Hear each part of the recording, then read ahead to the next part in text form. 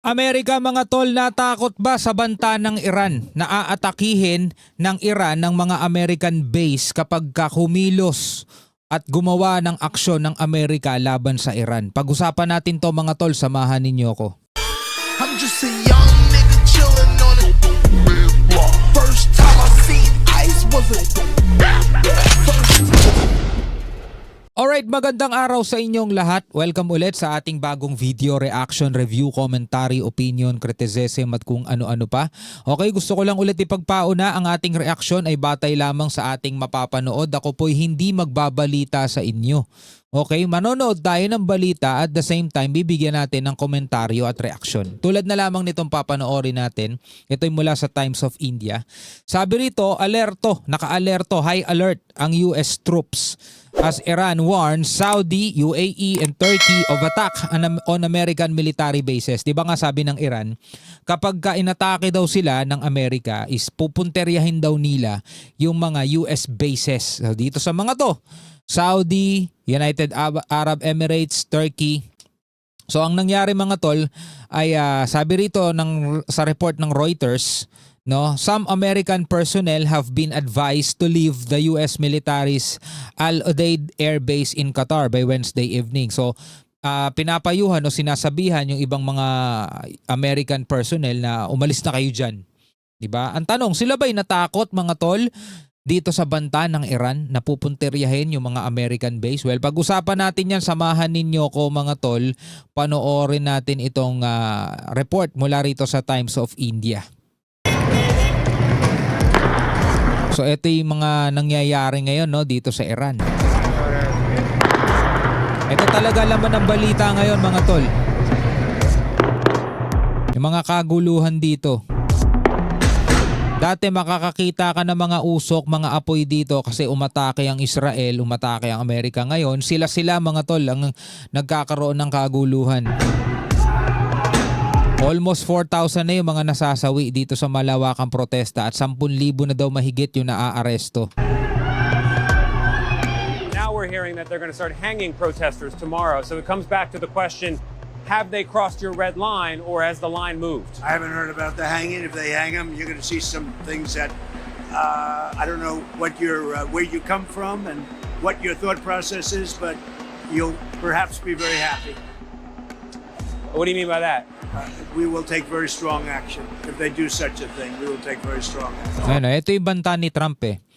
Kikilos sila ng malubha o gagawa sila ng strong action kapag ginawa daw ng Iran etong ang pagbigte o paghanging doon sa mga nahuli nilang protesters. Pero di ba ayon na nga sa report is hindi daw itutuloy yan ng Iran. Pero dito mga tol, sabi ng Iran, kapag gumawa ng aksyon ng Amerika is gaganti sila, handa sila, magre-retaliate sila mga tol at pupunteryahin nila yung mga US base dito sa mga bansang to. Ano, Iran warns neighboring states that US bases could be targeted if Washington intervenes.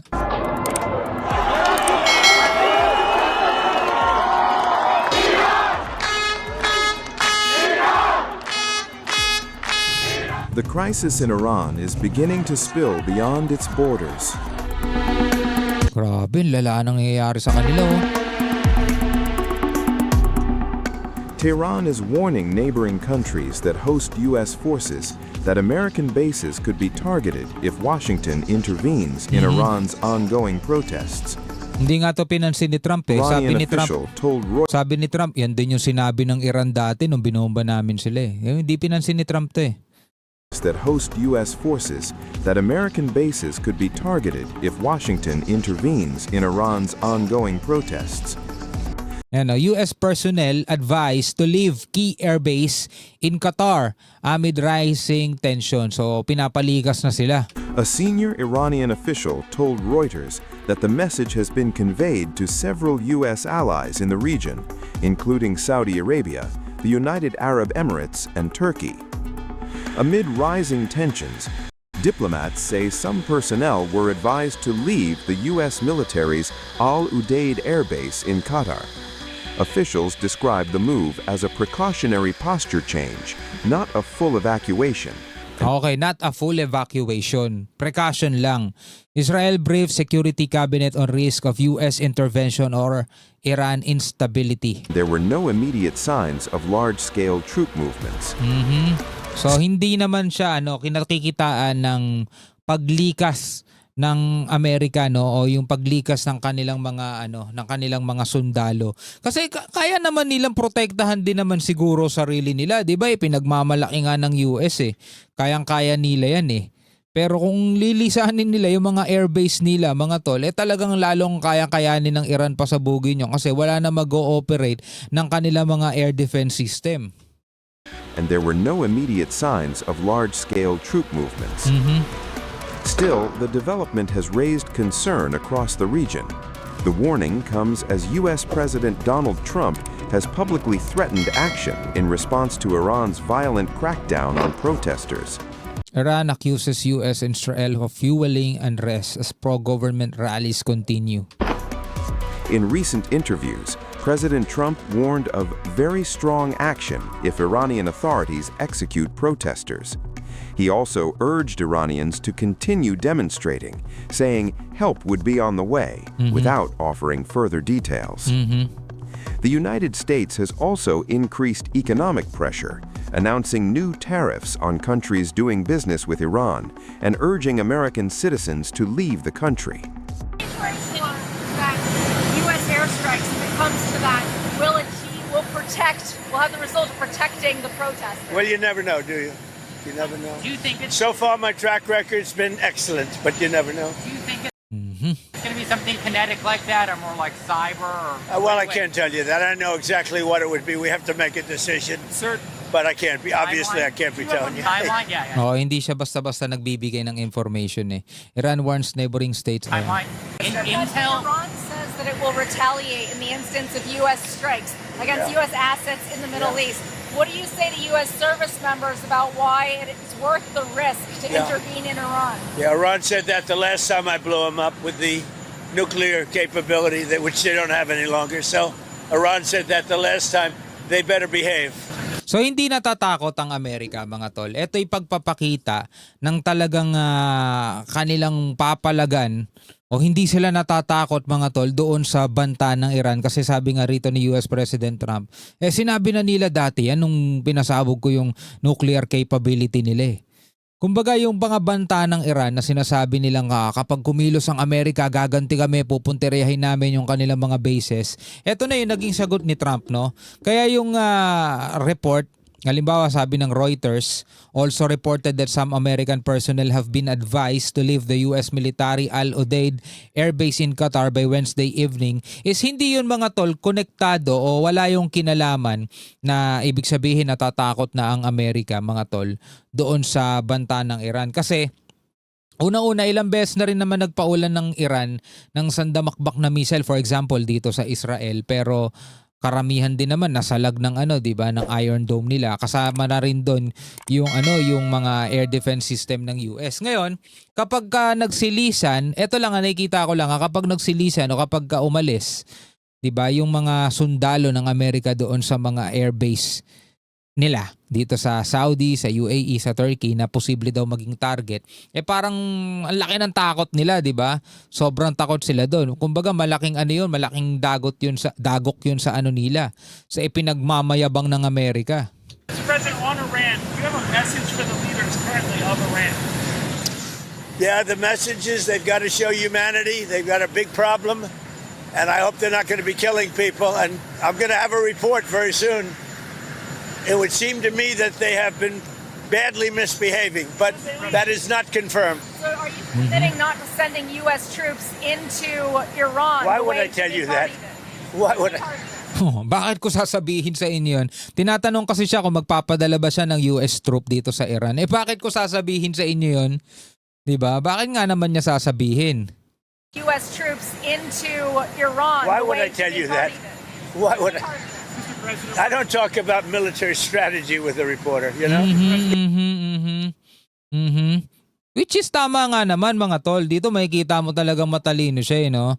Hindi siya puro payabang lang. Bakit nga naman niya sasabihin yung military strategy sa reporter? 'Di ba? eh di inano niya, kinompromise niya yung plano.